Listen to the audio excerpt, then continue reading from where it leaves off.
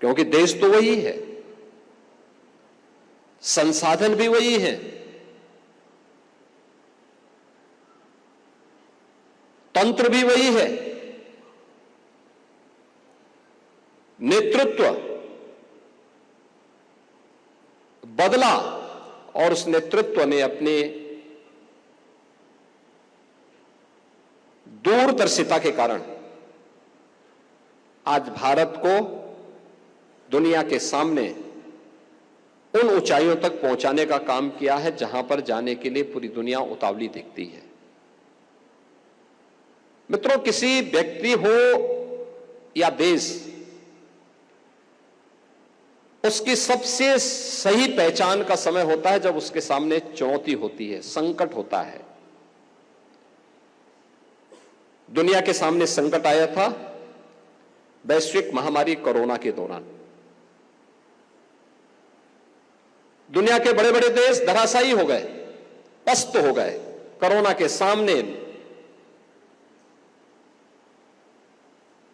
उनकी हालत अत्यंत खराब हो चुकी थी।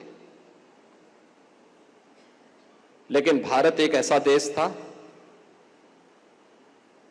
जहां पर प्रधानमंत्री मोदी जी के नेतृत्व में पूरा भारत लोकतांत्रिक मूल्यों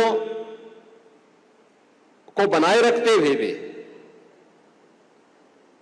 140 करोड़ लोगों को फ्री में टेस्टिंग की सुविधा प्रदान कर रहा था। उन्हें फ्री में उपचार की सुविधा भी प्रदान कर रहा था। उनके लिए वैक्सीनेशन के कार्यक्रम को भी उनके साथ जोड़ रहा था। फ्री में वैक्सीन भी सभी लोगों को दे दिए और जरूरतमंदों को फ्री में राशन की सुविधा का भी लाभ प्रदान कर रहा था। दुनिया के अंदर किसी देश में नहीं हो पा रहा था। कहीं वैक्सीन नहीं था, कहीं टेस्टिंग किट नहीं थी, कहीं पर राशन के लिए लोग परेशान थे, कहीं उपचार की व्यवस्था नहीं थी। और दुनिया की बड़ी बड़ी ताकतें इस महामारी के सामने पस्त होती भी दिखाई दी। लेकिन भारत ने अपने आप को साबित किया। अवसर सबको मिलते हैं। याद रखना, जो कोरोना कालखंड में दुनिया के सामने अवसर थे, वे अवसर सबको मिलते हैं। बस जो धैर्य के साथ उन चुनौतियों का सामना करता है वह निखरता है, और जो उससे प्लान करता है वह बिखरता है। और यह व्यक्ति के जीवन में भी और राष्ट्र के जीवन में भी यही अक्सर सही बैठता है। हम इस विश्वविद्यालय के, आप इस विश्वविद्यालय के यहाँ पे फैकल्टी मेंबर्स भी हैं, यहाँ के छात्र छात्राएं भी हैं। शिक्षक हो या छात्र, सबकी अपने अपने क्षेत्र में अपनी जवाबदेही है। और हमारा प्रयास होना चाहिए कुछ नयापन करने की, लीक से हट करके कुछ नयापन करने की। और ये हर एक क्षेत्र में संभावनाएं हैं। अगर आपको एक विशिष्ट स्थान प्राप्त करना है तो आपके लिए वे अवसर मौजूद होंगे। समाज की आज की आवश्यकता क्या? आज पूरी दुनिया, आप सामान्य जीवन में भी इस बात को अनुभव करते होंगे। हम इस मदन मोहन मालवीय प्रौद्योगिकी विश्वविद्यालय के पार्ट बने हुए हैं। ये केवल एक विश्वविद्यालय नहीं है। विश्वविद्यालय अपने स्रोत से या फिर शासन के सहयोग से इसको संचालित कर रहा है। अगर यही निजी क्षेत्र में होता तो एक एक छात्र की फीस बहुत ज्यादा होती, बहुत ज्यादा होती। सामान्य छात्र उसको वहन करने में असमर्थ होता, चुनौती होती उसके सामने। लेकिन शासन ने उसको एक व्यवस्था के साथ जोड़ा कि हर एक छात्र को अवसर मिल सके, वह आगे बढ़ सके। लेकिन क्या शासन में जुड़ा हुआ कोई व्यक्ति, वो मुख्यमंत्री हो या विभाग हो या शासन का कोई भी भाग हो, क्या वो अपने पास से पैसा देता है? नहीं, समाज के कंट्रीब्यूशन से, समाज का टैक्स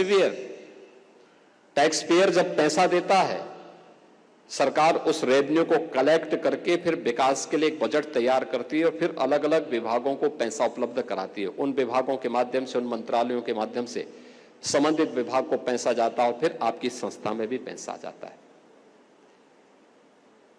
यानी अंततः समाज की स्थिति वही है जैसे इस जीवन चक्र का होता है। आप देखते होंगे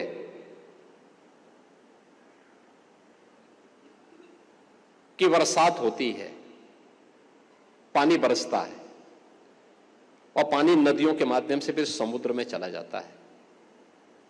समुद्र से वाष्प बनकर के कब और फिर बादल बना है किसी को दिखाई नहीं देता है, लेकिन फिर आवश्यकता के अनुरूप और समान रूप से सभी जगह बारिश करते हुए फिर उस चक्र को चलाता रहता है और उसी पर आधारित होती है शासन की व्यवस्था भी।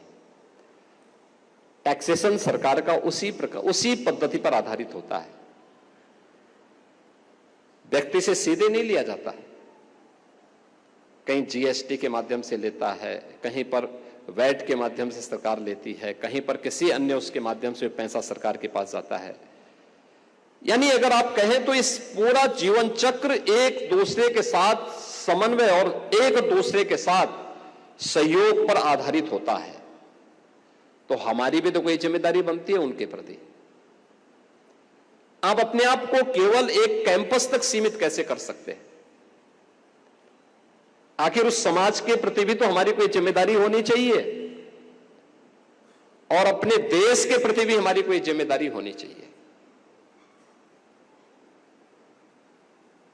एक टेक्निकल इंस्टीट्यूशन के नाते,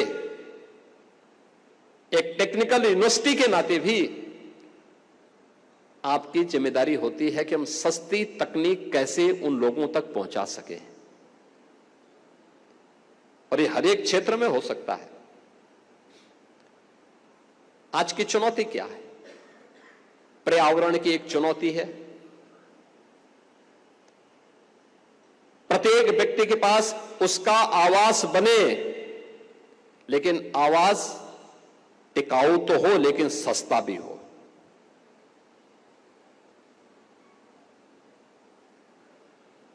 विकास के लिए कम्युनिकेशन बहुत महत्वपूर्ण साधन है। कैसे हम तकनीक ऐसा पैदा करें कि हर एक व्यक्ति को समाज के अंदर होने वाली प्रत्येक घटना की जानकारी समयबद्ध तरीके से लेकिन सामान्य वे के साथ मिले, अतिरिक्त उसको ऊर्जा न लगानी पड़े, उसको वह उपलब्ध हो सके। ऐसा कौन सी तकनीक अपनाई जा सकती है कि वह व्यक्ति अपने जीवन को बहुत सरलतापूर्ण, सहजतापूर्ण तरीके से अपनी न्यूनतम आवश्यकताओं की पूर्ति कर सके? तकनीक इसमें बहुत बड़ी भूमिका का निर्वहन कर सकता है, बहुत बड़ी भूमिका का निर्वहन कर सकता है। लेकिन तकनीक इतनी महंगी न हो कि वह एक सामान्य नागरिक की पहुंच से दूर हो जाए। तकनीक से पिछले 10 वर्ष में देश के अंदर बहुत परिवर्तन हुए, लेकिन दैनिक जीवन की स्थिति, दैनिक जीवन में हम उसका उपयोग कैसे कर सकते हैं? अब हर वर्ष हम लोग आवासीय व्यवस्था के लिए, गरीबों के लिए प्रधानमंत्री आवास योजना या मुख्यमंत्री आवास की योजना निकालते हैं। सरकार का शेयर उसमें होता है। सरकार उसको ग्रामीण क्षेत्र में 1,20,000 रुपए देती है, नक्सल प्रभावित क्षेत्रों में 1,30,000 रुपए तक की राशि हम उसे प्रदान करते हैं। शौचालय के लिए अलग से 12,000 रुपए की राशि अतिरिक्त उपलब्ध करवाते हैं। नगरीय क्षेत्र में 2.5 लाख रुपए की एक राशि हम उस गरीब को उपलब्ध करवाते हैं। 1,20,000 या 1,30,000 रुपये में ग्रामीण क्षेत्र में और नगरीय क्षेत्र में 2.5 लाख रुपये में आवास बनाने के लिए। क्या हम कोई ऐसी तकनीक अपने स्तर पर विकसित कर सकते हैं कि इस राशि के अंदर ही वह गरीब अपना मकान बना सके? क्या हम तकनीक को ऐसा डेवलप कर सकते हैं कि पर्यावरण के लिए जो चुनौती हमारे सामने है, ईंट का इस्तेमाल हम करते हैं। ईंट जो सबसे उर्वरा भूमि होती है, उसी से ईंट भी बनते हैं, उसी मिट्टी से ईंट बनते हैं। और ईंट के भट्टे जहां लगाए जाएंगे उसके आसपास के क्षेत्र में आप देखते होंगे कि काफी बड़ी भूमि, काफी बड़ी लैंड ऐसी होती है जो अनउपजाऊ सी हो जाती है। बहुत पहले से आप भी सुनते रहे होंगे, कहीं ईंट का भट्टा लगता है, उसके अगल बगल कोई बाग होगा, वो बाग खराब हो जाता है।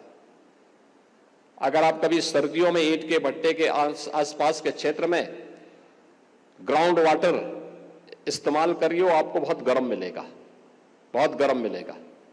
सामान्यतः ग्राउंड वाटर की स्थिति क्या है?